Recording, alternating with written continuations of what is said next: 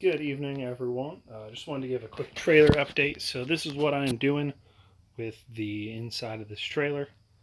I got a whole bunch of wood to build out the framing. Any of those, all those 2x4s were what I put in. Well, I think there's one screw poking into the metal over there. But none of the metal has had any holes poked into it for support.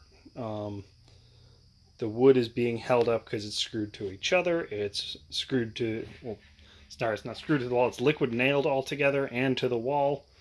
And it's resting on the metal frame that's right about there. And then on the other side, respectively. So that's how the wood's being supported. I got some 1/2-inch foam.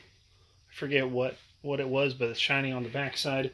And I put that in, and I've been sealing it in with the Great Stuff expanding big gap foam. So I've gone through 2 cans of that and about, well, most of a can of the small gap filler, or the original, I guess. The cat came in and started running on it. I have a bunch of expanding foam all over my hands, so they say it doesn't come off, but I'm gonna guess otherwise. I think some pumice can get it off, since it's not, it only comes off with your skin, but it's not like it's caked on for me. There's just a small layer on, so shouldn't have too much trouble getting it off. This shirt's toast, though. These shorts are toast. My shoes are fine. No foam on my shoes, so I'm glad about that. Yeah, trailer is an absolute mess right now. But once I get this foam all in, then, and I guess the 2x4 as well, then I'll take a break and start cleaning stuff off of the floor. I got to shop vac all under there because there's little bits of spray foam and chunk foam and all that jazz in there. I got to shop back up all the little bits of foam particles that are down there. So that's where I'm at on this. It's going pretty good. I'm hoping to have the rest of the insulating done tomorrow or Friday.